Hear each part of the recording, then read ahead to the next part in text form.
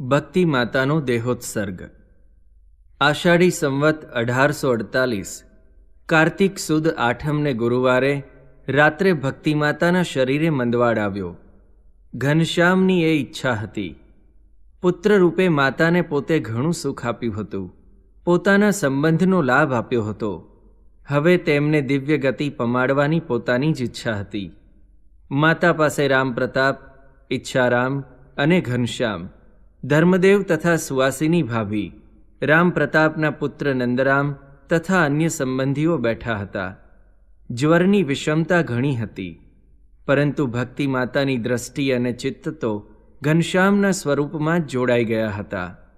આખી રાત સંબંધીઓ પાસે બેસી રહ્યા. ઘનશ્યામ બાળ પ્રભુએ તે સમયે ભક્તિ માતાને એકાંતિક ધર્મનું સ્વરૂપ સમજાવ્યું. ઘનશ્યામની ઈચ્છાથી ભક્તિ માતાને તેમના દિવ્ય સ્વરૂપનું જ્ઞાન થયું. હવે આ જર્જરિત દેહનો ત્યાગ કરી ભાગવતી તનુધારી ધામમાં બેસી જવા માટે તે ઉત્સુક બની ગયા હતા. તેમના આ સંકલ્પથી તેમને મંદવાડની વિશેષ વિષમતા જણાવવા લાગી. અયોધ્યાપુરીમાંથી આવેલા તેમના સંબંધીઓ તથા અન્ય જનો તેમને કહેવા લાગ્યા, હે ભક્તિ દેવી, તમે તો ભક્તિનું મૂર્ત સ્વરૂપ છો. તમારા સંબંધે અમારામાં ભક્તિ ઉદય થઈ છે. આખી અયોધ્યા નગરીને તમે પાવન કરી દીધી છે. તો હવે અમારા સૌ ઉપર દયા કરીને તમે જલ્દી સાજા થાઓ. ભક્તિ દેવી તેમની વાત સાંભળી હસ્યા. તેમણે એટલું જ કહ્યું, હવે ઘનશ્યામની ઈચ્છા નથી. આ સાંભળી સૌ ઘનશ્યામ તરફ જોવા લાગ્યા. ઘનશ્યામ એ વખતે વિષ્ણુ સહસ્ત્રનો પાઠ કરતા હતા.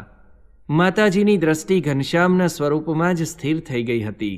ઘનશ્યામ વારંવાર માતાને ભક્તિનું સ્વરૂપ અને તેના પ્રકાર સમજાવતા હતા. તેમાં સૌથી શ્રેષ્ઠ ભક્તિ પ્રગટ પ્રભુની કહી. માતા પણ એ સમજી ઘનશ્યામના દિવ્ય સ્વરૂપમાં જોડાઈ ગયા હતા. બીજે દિવસે બ્રાહ્મ મુહૂર્તમાં ઘનશ્યામ સરયુ સ્નાન કરીને માતા પાસે આવ્યા. આ સમયે માતાના ચિત્તની વૃત્તિ ઘનશ્યામના સ્વરૂપમાં લીન થઈ ગઈ. તેથી ઇન્દ્રિયો અંતઃકરણના ભાવથી તેમનો આત્મા છૂટો પડી ગયો. તેમને પોતાનો પ્રકાશમય આત્મા દેખાયો.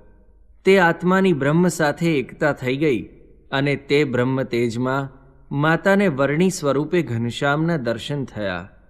શરીર ઉપર કૌપિન ધારણ કરી છે, કપાળમાં ઉર્ધ્વપુંડ્ર તિલક કર્યું છે, તે મધ્યે કુમકુમનો ગોળ ચાંદલો શોભી રહ્યો છે, હાથમાં કમંડળું છે અને માથા ઉપર જટા